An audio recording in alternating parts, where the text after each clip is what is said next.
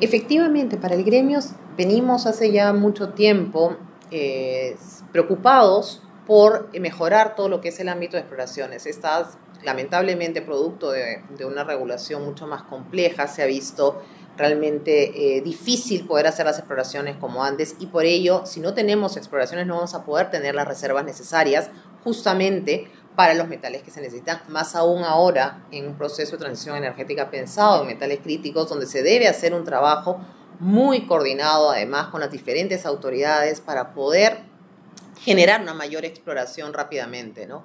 Y en ese sentido nosotros como gremio presentado unas propuestas al Ministerio que están siendo evaluadas para revisar los términos de referencia de lo que es los permisos ambientales, y también para poder reducir algunos permisos sin tener que bajar ninguna brecha, sino mantener, mejor dicho, la misma calidad, tratar de simplificarlos y hacer más ágil este proceso, ¿no?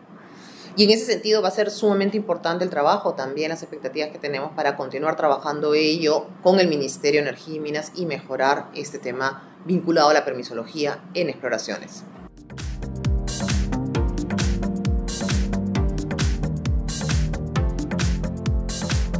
Para ellos también ha sido un reto el poder tener esa modificación del estudio de impacto ambiental, que va a significar pues 2.000 millones de inversión justamente para la empresa para poder ampliar la vida útil de la mina, que es sumamente importante pensado en la producción de cobre para el país, ¿no? Los permisos siempre son complejos, tienen sus dificultades, así que estamos todos muy complacidos más bien con que haya salido ya la modificación de ese estudio de impacto ambiental, que va a ayudar también a mejorar el tema de inversiones, ¿no?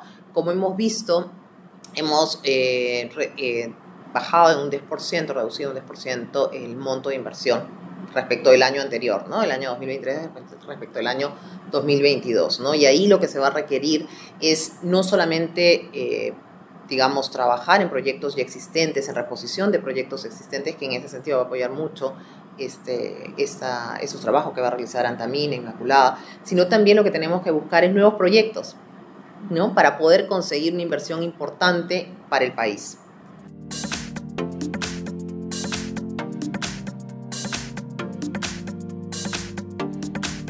Hasta ahora lo que hemos visto en el Ministerio de Energía y Minas es que están avanzando en una ventanilla única digital informativa.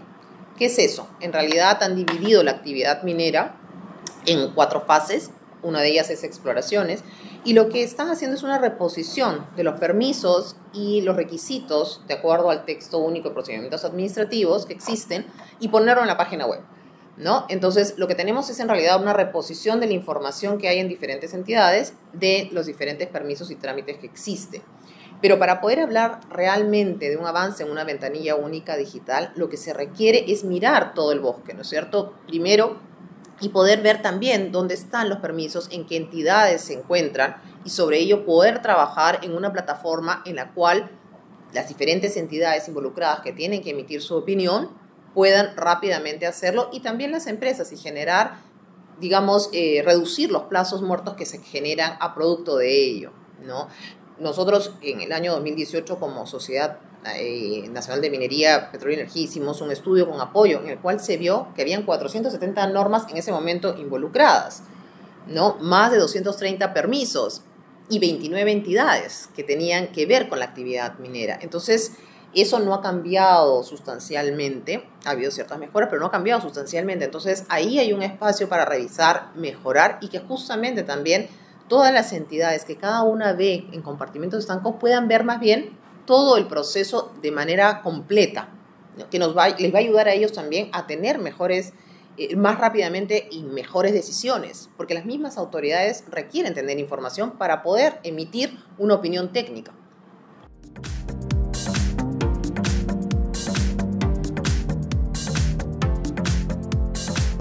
Hay tantas entidades involucradas que sentar a todas en la mesa es un poco complejo, ¿no? Va a depender en cada caso, pero creo que sí el tener una mirada completa del proyecto desde su inicio ayuda a que las autoridades tengan esta información que los pueda también reflejar en una más rápida decisión probablemente, o inclusive cuestionar, ¿no?, más rápidamente si es que hay un tema que consideran que no es pertinente, ¿no? Entonces creo que lo que falta ahí es esto, el que no estén en compartimentos estancos, sino articulados, y que puedan, probablemente el tener reuniones continuas sobre determinados temas puede ayudar a tener una profundidad de información que les ayude justamente a las autoridades a poder tener una opinión técnica.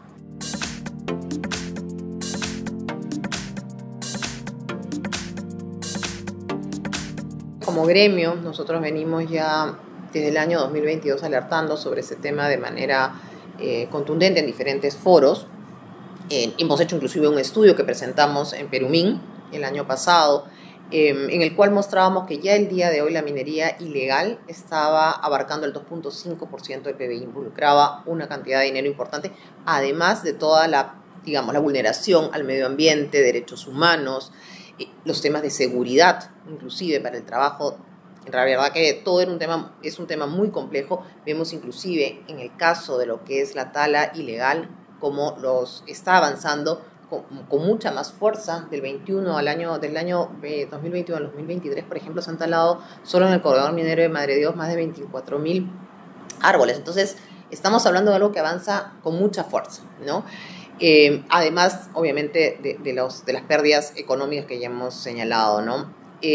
Lo que tenemos entendido es que, de acuerdo a la ley, el formalizarse está vigente hasta el 31 de diciembre de este año, producto de los lamentables hechos que han sucedido sobre todo el año 2023. La presidencia del Consejo de Ministros creó una comisión para presidirla a ellos, donde se tiene que designar un alto comisionado. Estamos a la espera, más bien la designación de este alto comisionado que preside esta comisión y que aborde el tema de manera integral, porque el día de hoy se tiene que hacer un abordaje integral de toda esta problemática, ¿no? Y como te digo, estamos esperando, sé que ya han tenido alguna reunión la comisión para hacer un plan de trabajo. Nosotros esperamos también colaborar con la comisión en la medida que lo consideren pertinente. Nos hemos puesto a disposición y que nos inviten cuando lo crean conveniente. Y en esa comisión pues están muchas autoridades, muchos ministros de Estado que esperamos que aborden el tema, ¿no? Esto por un lado, ¿no? En el caso del propio Reinfo, que hemos visto que el día de hoy pues es una patente corsa justamente para realizar actividades ilícitas. Entendemos que el Ministerio del Interior ha sacado un decreto legislativo, el 1607, para combatir el crimen organizado, pero se requieren mucho más medidas. Para nosotros, más allá del tema, nosotros en nuestro estudio hemos visto que el abordaje pues tiene que ser integral, ¿no? Entonces, y lo hemos basado en 4 ejes. Uno, obviamente, seguridad, porque hay zonas en las que en realidad es mucho más complejo este tratamiento. Otros son cambios normativos, porque tienen que existir cambios normativos. No podemos tener un proceso de formalización que no concluya y más bien apoyar en una real formalización, ¿no? Y que además este proceso pues, de formalización no sirva más bien para hacer actividades ilícitas. Tenemos también que fortalecer instituciones, ¿no? Vemos que toda esta fiscalización de esa minería artesanal está a cargo, por ejemplo, de las autoridades regionales. Entonces, ¿qué tantas capacidades tienen para poder hacerlo? ¿Qué tantos recursos tienen? Porque también estamos hablando de múltiples procedimientos que tienen que revisar y que probablemente no tengan las facultades para poder hacerlo, ¿no? Vemos lo complejo que es a nivel nacional, imaginémoslo también a nivel regional, además con los cambios de autoridades, etcétera.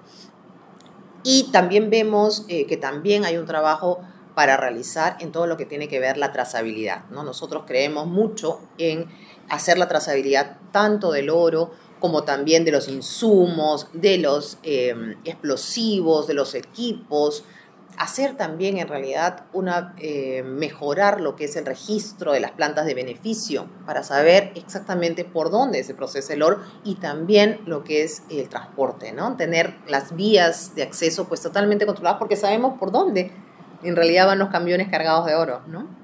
Entonces creemos en ello, en este proceso un poco más, como decía, en un abordaje integral. El MEF entra claramente por el tema de recursos, ¿no? O sea, hemos visto, por ejemplo, que los recursos que tienen las autoridades regionales son escasos, los transfiere el MINEM, no son montos muy altos para poder dedicarse a lo que es las direcciones especializadas en minería, ¿no?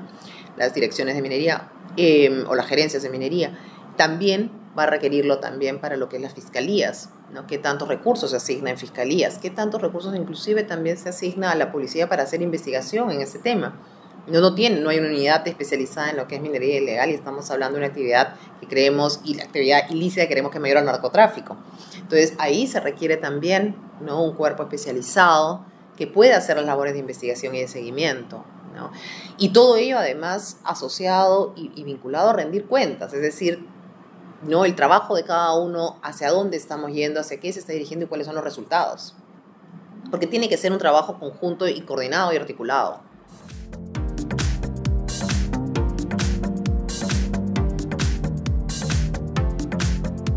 Este desempeño del año 2023 vemos que ha habido un crecimiento en cuanto a la extracción de mineral de alrededor del 9%, ¿no? Y eso básicamente lo podemos ver, digamos, separado dependiendo del mineral, ¿no? En el caso del cobre podemos decirlo porque de hecho hemos tenido ya la operación de Quellaveco, ¿no es cierto?, la puesta en marcha de Quellaveco, y también el desempeño de Cuajone y Las Bambas, ¿no?, que como sabemos respecto del año 2022 que estuvieron paralizadas por alrededor de 50 días, ¿no es cierto?, ahí ese trabajo, digamos, continuo de las empresas ha logrado hacer que tenga un crecimiento, digamos, en lo que ha sido la producción de cobre, ¿no?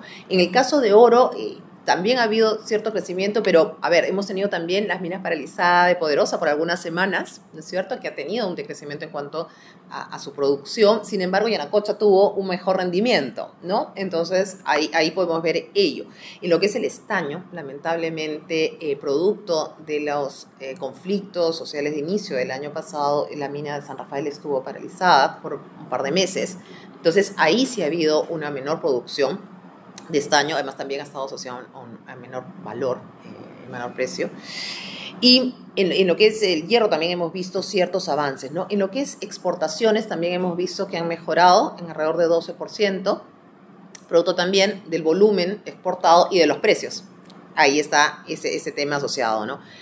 Y en el tema de inversiones, lamentablemente, como decíamos, hemos visto un decrecimiento de alrededor de 10%, ¿no?, respecto del año 2022. Y ya el 2022 tenía también un ligero decrecimiento respecto al año 2021, ¿no? Entonces, lo que tenemos que hacer ahí es, más bien, cambiar esa tendencia y solo se va a poder conseguir a través, obviamente, de mayores exploraciones y de mejora en permisos y, como también dices, Mónica, el tema de seguridad y confianza en el país, ¿no?, que va a ser una tarea, en realidad, sumamente importante para este gobierno.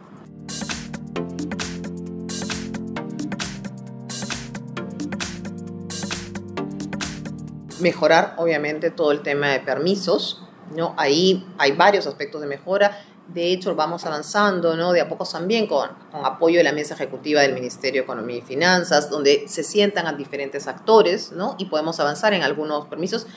Pero, por ejemplo, la expectativa por una ventanilla única digital que en realidad nos ayude a todos a sentarnos en la mesa y revisar cómo está este tema y qué mejoras podemos hacer, creo que va a ser sumamente importante y va a poder lograr un gran cambio. Eso es un trabajo en el corto y en el mediano plazo, pero que vale la pena, creo, hacerlo para poder conseguir los objetivos que se requieren, ¿no?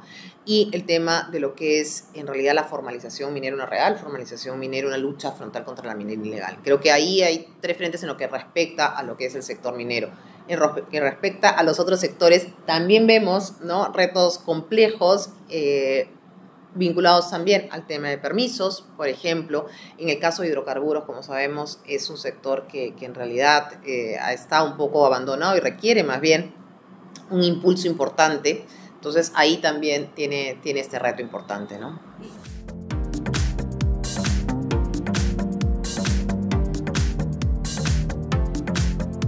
Sí, ahí lo que se requiere es una real promoción de los lotes que están para poder ser explorados y explotados, ¿no? Se requiere una inversión importante y para ello una seguridad para que las empresas que vengan lo puedan realizar. Más aún si vemos que en los últimos meses en realidad han sido 2 o 3 lotes que han sido explorados. Entonces, se requiere importantes ingresos desde el sector privado, porque no lo puede hacer el sector público, en realidad son actividades de riesgo, pero que requieren el soporte y el apoyo constante de las autoridades para que logren al final ser explotados estos lotes, ¿no? Nosotros obviamente producimos menos de lo que consumimos y con miras inclusive a la transición energética tenemos que pensar también en cómo seguir explorando para poder tener todavía el gas natural, ¿no? Que es un combustible que nos puede ayudar en este proceso justamente de transición energética y tan importante para el país, por ejemplo, para el caso de lo que es las actividades eléctricas, ¿no?